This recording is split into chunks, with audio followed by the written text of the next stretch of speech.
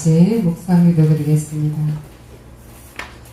아버지께 참되게 예배하는 자들은 영과 진리로 예배할 때가 오나니 곧 이때라. 아버지께서는 자기에게 이렇게 예배하는 자들을 찾으시느니라. 하나님은 영이시니 예배하는 자가 영과 진리로 예배할지니라. 아멘.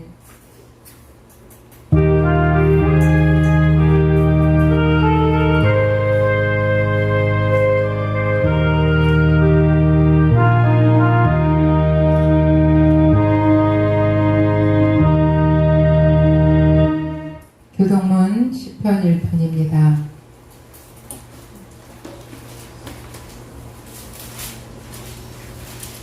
제가 한 줄, 여러분이 한 줄 서로 교독하시겠습니다.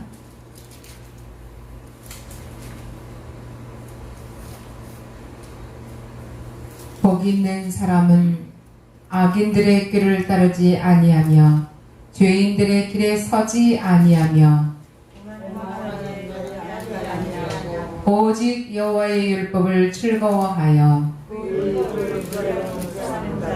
그는 시냇가에 심은 나무가 철을 따라 열매를 맺으며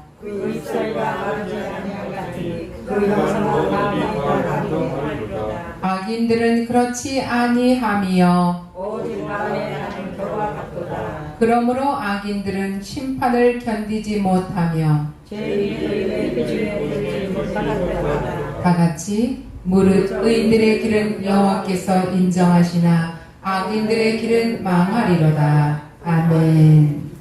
다같이 사도신경으로 신앙고백 드리겠습니다.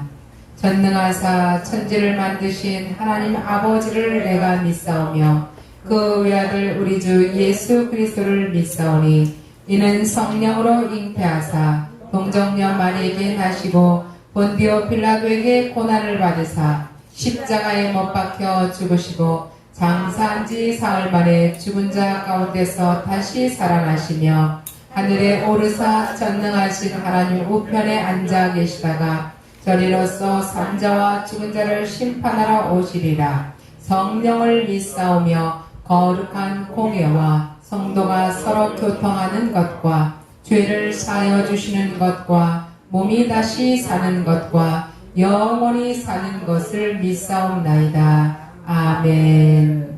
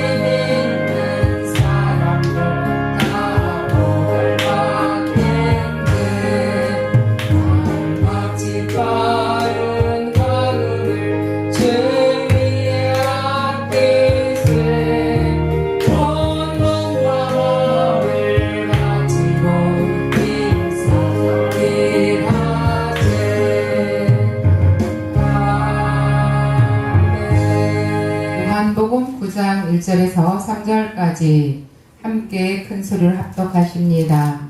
시작. 예수께서 길을 가실 때에 날때부터 맹인된 사람을 보신지라.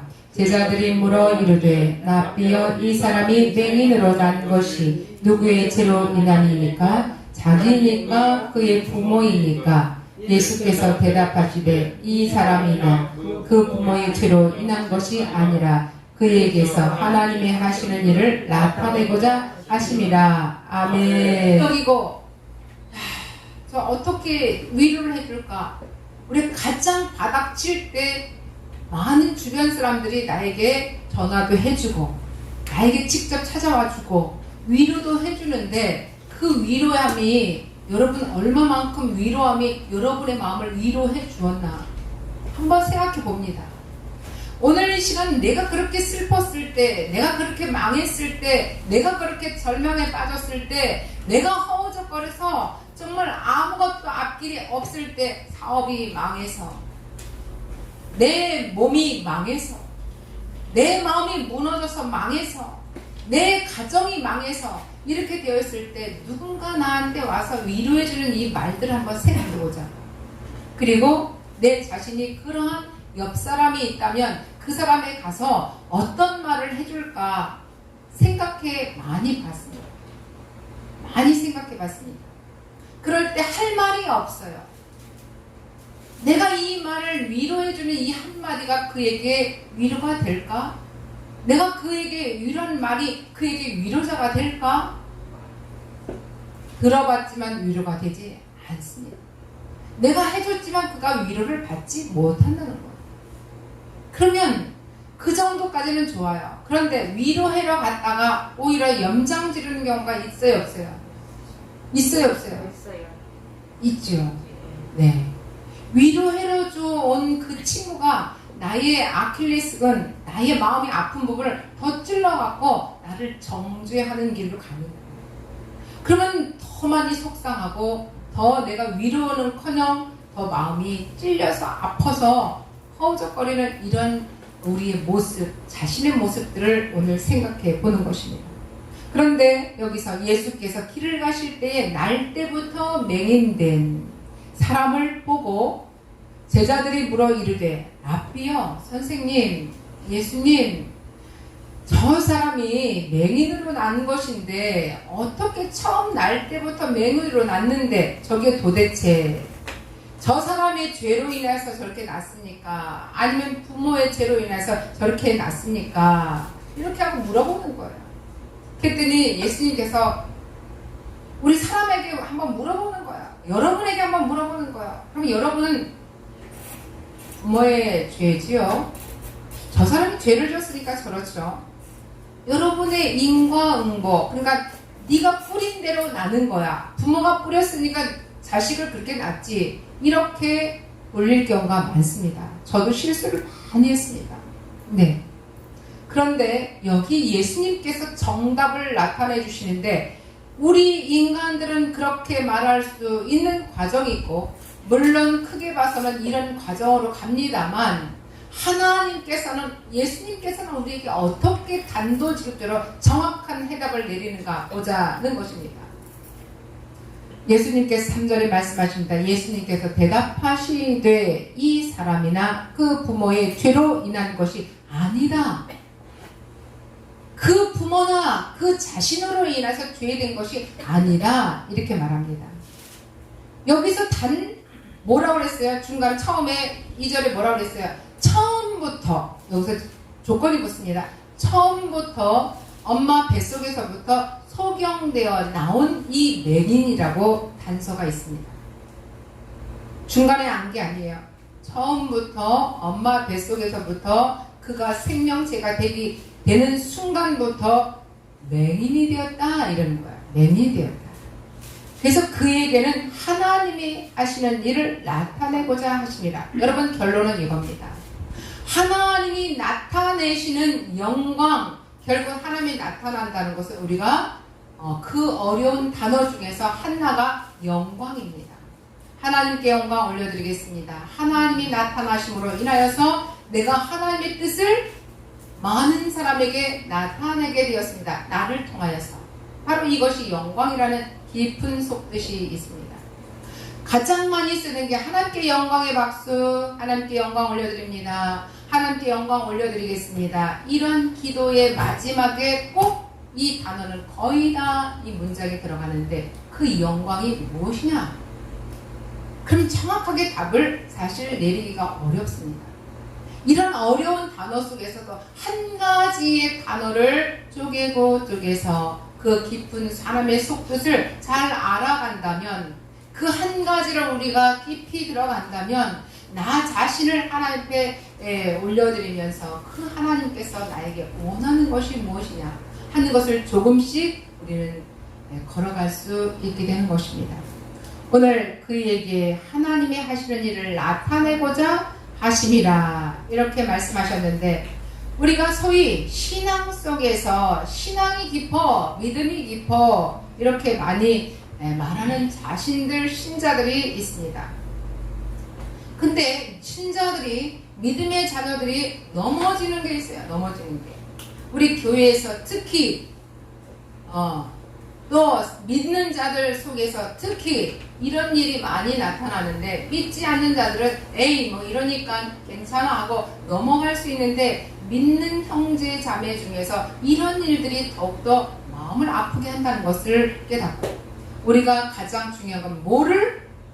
마음을 잘 다스려서 이 한마디 나타나는 이 말도 그에게 위로의 말을 해줘야 되는데 정죄하는 말을 할 수 있다는 것을 지금 나타내고자 하는 거예요. 내가 저를 잘 말을 하려고 했는데 내 원래 타고난 본성이 그래, 내 부모로부터 그런 말을 들어보지 못해서 그래, 뭐 이렇게 하면서 자기 위안과 자기의 생각들을 전부 다 넘어가는 경우가 많이 있습니다. 그런데 상대는 가슴을 아프게 만들고 상대의 허점을 찌르고 상대의 아픈 곳을 더 불질러버리는 이런 말들을 우리가 가지고 있습니다. 그러면 여기에서 우리가 어떻게 이걸 바꿔야 되는가 하고, 여기에 이 방법이 9장 1절에서 3절까지가 나타난 거예요.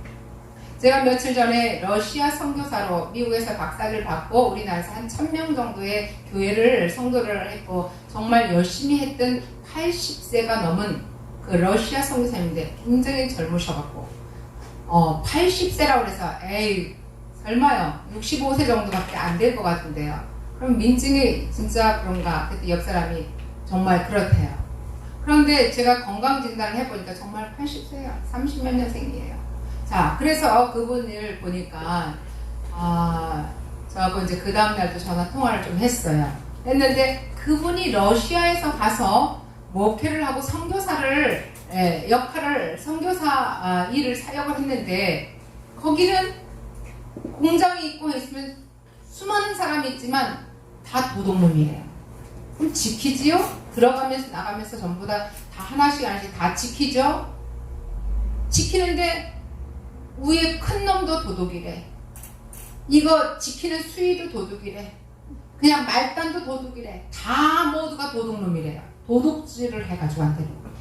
그래서 보면은 숟가락, 젓가락, 그릇 다 날라가서 한 달이면 싹 없어지고 또 사고 그러는데 다 도둑질을 하는데 위에 꼭대기에 있는 그 사장도 도둑이라는 거야. 그러니까 회사의 주인만 아니고 나머지가 다 도둑이라는 거예요. 그래서 우리가 깜빡깜빡했어요. 어떻게 그렇게? 네, 빨갱이들은요, 도둑놈이야, 다 도둑이야. 그들이 말하는 걸 전부 다 들으면 안 돼요. 저도 엄청나게 당했습니다. 그들은 근본부터가 도둑질이고 도적질이고 이런데, 그들은 어느 날 집에 가서 예배를 드리고 갔더니 창고가 하나 있었답니다. 창고에 보니까 그동안 회사에서 훔쳐갔던 것들이 산더미처럼 쌓여있다는 거예요. 그런데 그들을 전도를 해갖고 교회에 나오고 새벽 기도에 나오니까 그 도둑질했던 그 물건들이 하나씩 들어오기 시작해요. 그 얘기를 하는 거예요. 그래서 제가 물어봤어요. 그 다음에도 똑같은 방법으로 똑같이 교회 나오면서도 도둑질을 해가지고 하냐? 그랬더니 아닙니다. 안 해가지고 안 돼요. 예수님을 만나기 전에는 그들은 한 번도 정직이란 말을 들어본 적이 없대요. 부모로부터 들어본 적이 없고 학교로부터 들어본 적이 없고 그들은 거짓말을 그렇게 하고 남의 걸 훔쳐도 도둑질을 해가지고 와도 그게 나쁘다고 생각하지 않는다는 그들의 사상이 있었다는 거예요. 그러면서 그들은 러시아가 저기잖아요. 공산당이잖아요. 공산당 하나부터 천까지 전부 다 도둑질을 해가지고 하는 게 그냥 그들의 몸에 배었습니다. 거짓말하는 게 그들의 몸에 배었습니다. 이 얘기를 하시는 거예요. 그런데 내가 선교사로 가면서 러시아에 선교사로 가면서 5년이 되니까 100명 중에서 10명은 변합니다. 이래요. 얼마나 우리가 인내를 해야 돼. 이런 부분들을 저는 앉아서 키르기니스탄 거기에 선교사님도 오셨어요. 네. 그래서 그 부부 목사님도 오셔서 그렇게 외국에 이런 얘기들도 하고 프랑스의 선교사님 오셔서 그렇게 여러 나라 선교사님도 오셨고 불같은 그런 성령의 역사하심이 없이는 그 나라에 가서 맨 땅에 헤딩하는 그런 일을 있을 수 없다 하는 것을 제가 느꼈습니다. 여러분, 그들만 그럴까요? 우리도 예수님을 만나기 전에는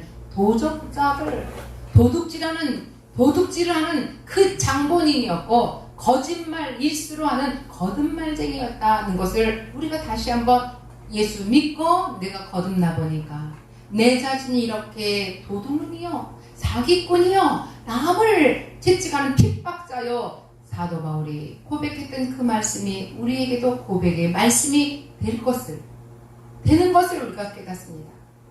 오늘 이 시간에도 예수님께서 이렇게 위로자의 입장에서 온 친구들, 욥의 친구들이 그러지 않았습니까? 욥의 친구들이 욥에게 너 전에는 어떻게 하나님이 너를 그렇게 복을 주고 내 아내와 자녀들과 총들과 모든 우양의 새끼들 많은 땅들 위해서 많은 축복을 받았는데 네가 어찌하여 한순간에 자식들을 다 잃어버리고 죽어버리고 마누라도 너를 핍박하면서 친구들 너 어찌 그러냐? 네가 믿는 하나님 진짜 살아계셔? 야 말도 안 된다. 우리는 그래서 이렇게 하고 있어. 이러고 위로하러 왔다가 그를 정죄하고 찔러서 욥의 마음을 더 아프게 하는 경우 우리는 참 입조심해야 되겠습니다. 할렐루야.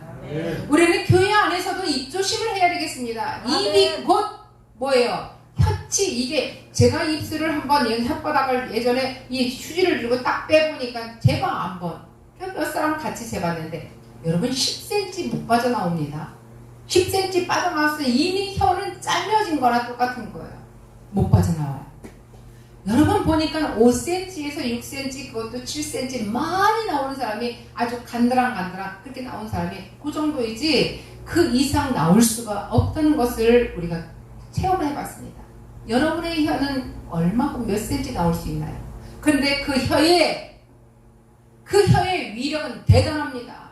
평상시에 여러분의 말씀을 옆 사람에게 좋은 말, 하나님의 복 받는 말, 복음의 씨앗의 말씀들을 여러분이 했을 때는 그 말씀들이 축복으로 여러분이 먼저 1차 복을 받고 또 그 상대가 2차 복을 받습니다.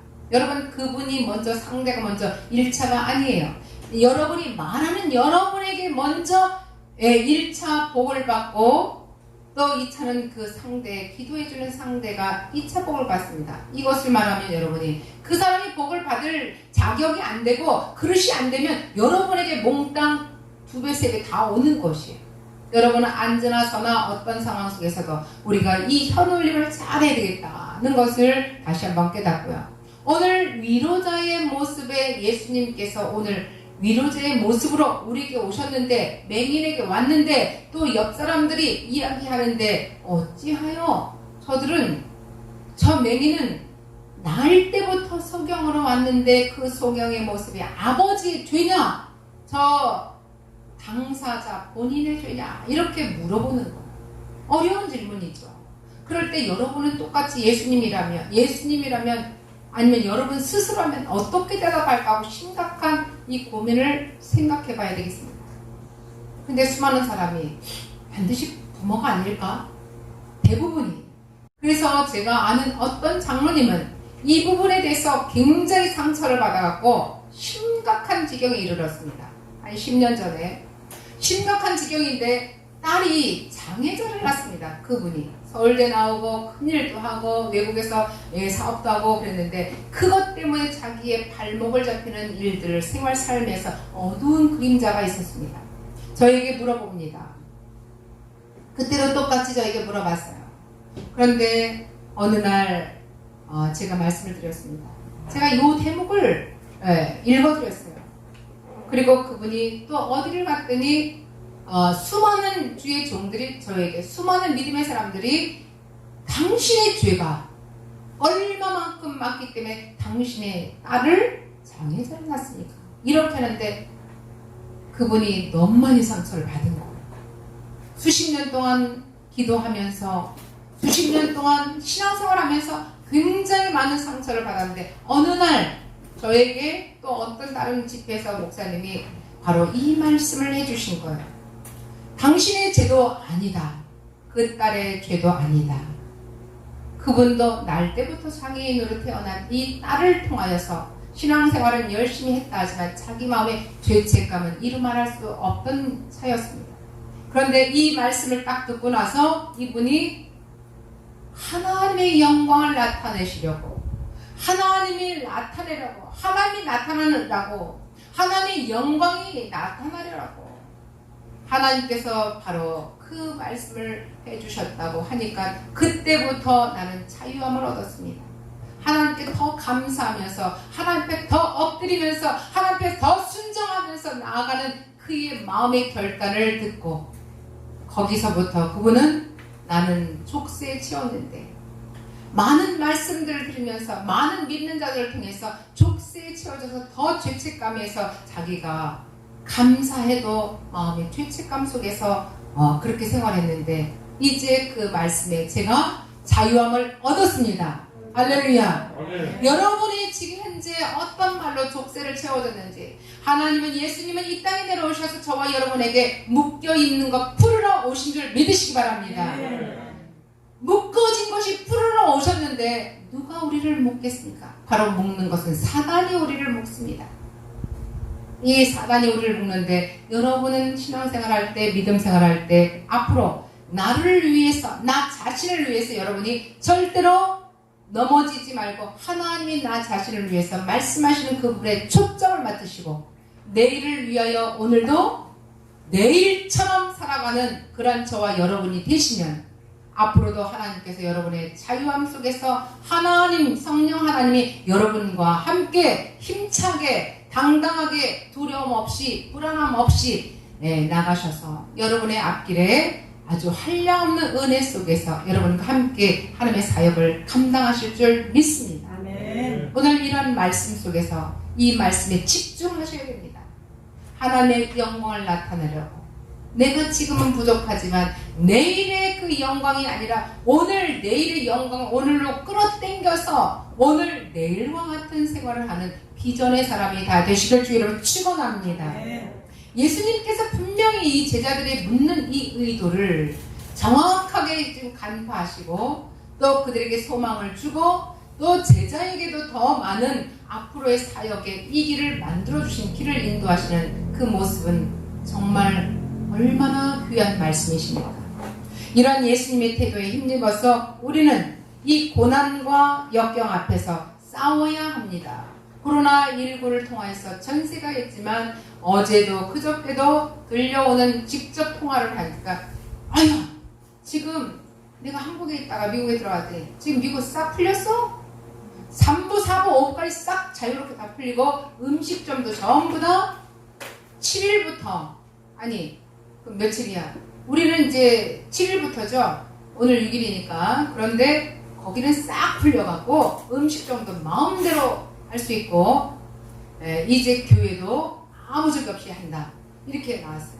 그러나 그렇게 해서 근데 한국만 지금 이러네. 지금 다른 나라들은 다 풀렸는데, 제가 전화 통화를 지금 어제 한 3건 정도 통화를 했습니다. 전화 와서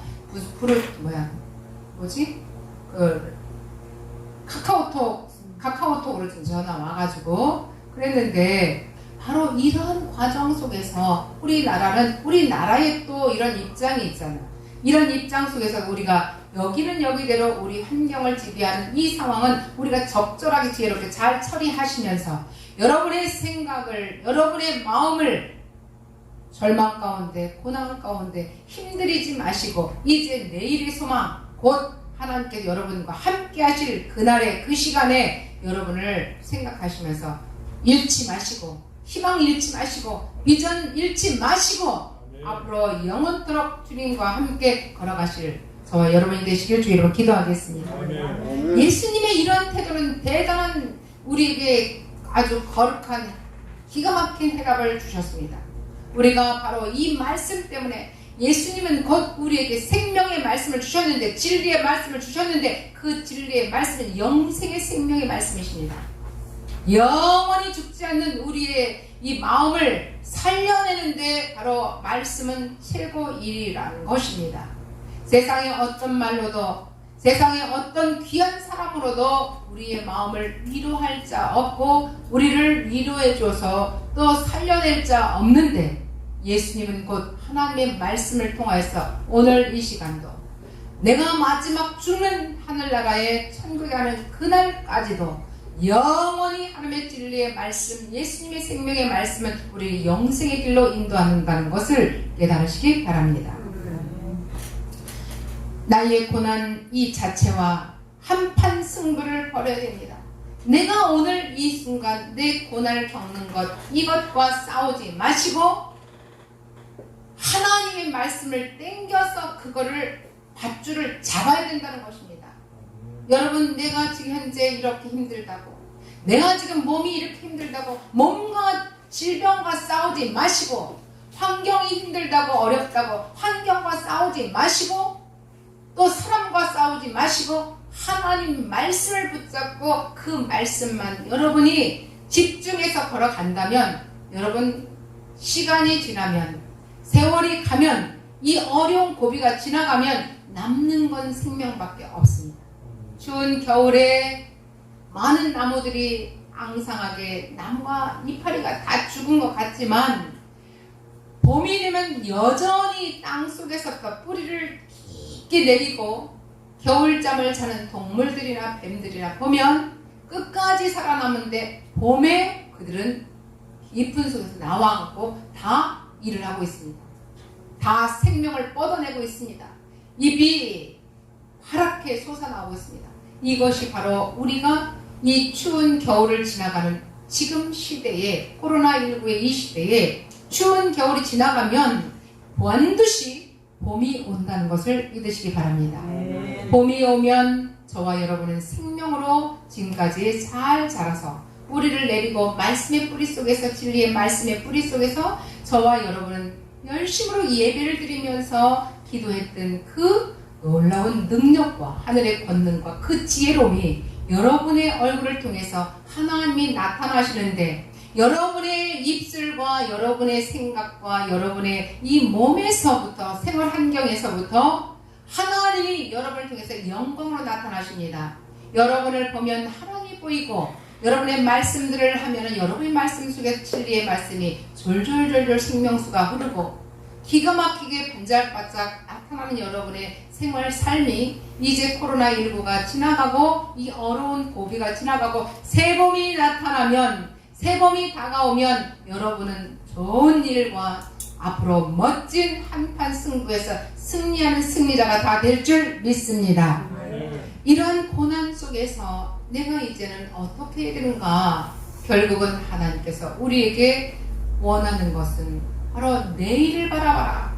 결국은 하나님이 나타난 내일, 아니 오늘, 내일 나타나는 게 아니라 오늘 지금도 나타나시는 하나님이 나와 동행하시는, 나를 보호하시고 나를 사랑하시고 나를 인도하시는 그 모습, 여러분이 믿기만 하면 여러분은 대박이 나실 것을 믿으시기 바랍니다.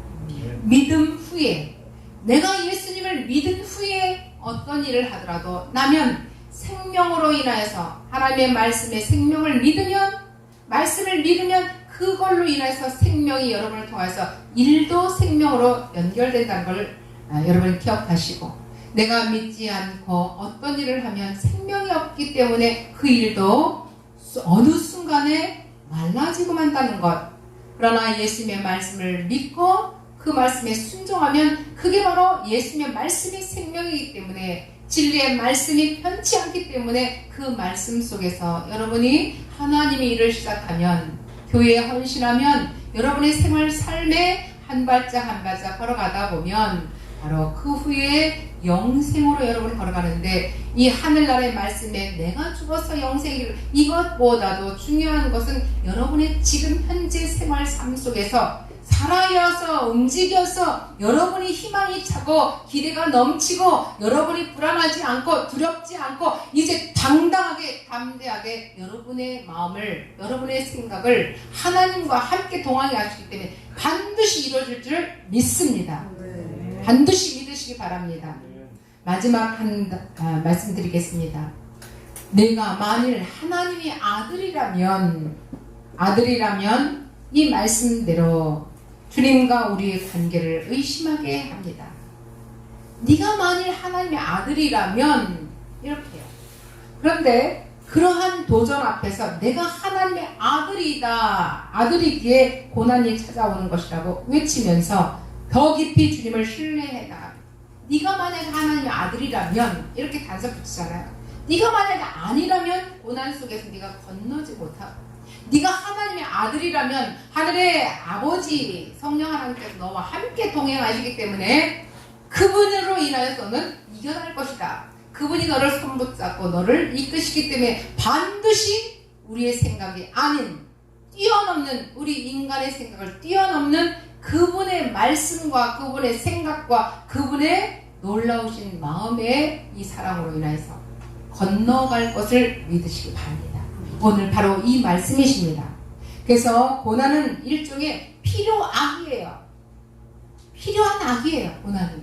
그런데 이 고비를 잘 넘어가면 하나님의 열매를 맺는데, 하나님의 열매를 좋은 것으로 맺는데 우리들의 성숙의 길목에 반드시 필요한 것을 잊지 마시기 바랍니다.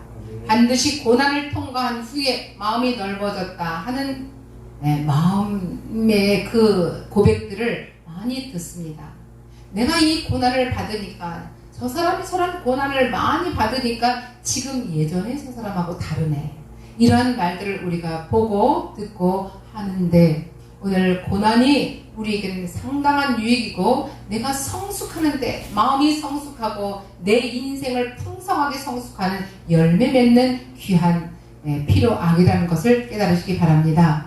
오늘도 이 말씀 속에서 하나님의 영광을 나타나고 나타나신 하나님을 우리를 통해서 함께 인정하시고 우리가 함께 하나님께 영광을 올려드리는 귀한 성도님들과 믿음의 사람들이 다 되시길 주의로 축원합니다. 축원합니다. 축원하겠습니다. 네, 기도합니다. 감사합니다. 고맙습니다. 여호와의 영광이 너에게 나타납니다. 모세와 아론이 해막에 들어갔다가 나와서 백성에게 축복하며 여호와의 영광이 온 백성에 나타나는 그 말씀처럼 우리 한 사람 한 사람마다 하나님의 영광이 우리에게 나타나시면 우리 주변이 다 하나님의 영광으로 나타나는 그 길을 인도해 주실 줄 믿사오며, 비전교회 주님 영광 나타나 주옵소서. 저에게도 우리 한 사람의 믿음의 권속들에게도 모두 동일한 역사가 일어나시고 두꺼운 가정이나 또 주변의 많은 관계 속에서도 하나님의 영광이 풍성하게 나타날 줄 믿사오며 예수님 이름으로 기도합니다. 아멘. 네, 봉헌기도 민혜영 권사님 나오셔서 기도해 주십니다. 헌금송 준비해 주시고요. 네. 한잔씩 하고. 먼저 하고요. 어디로 가겠습니다.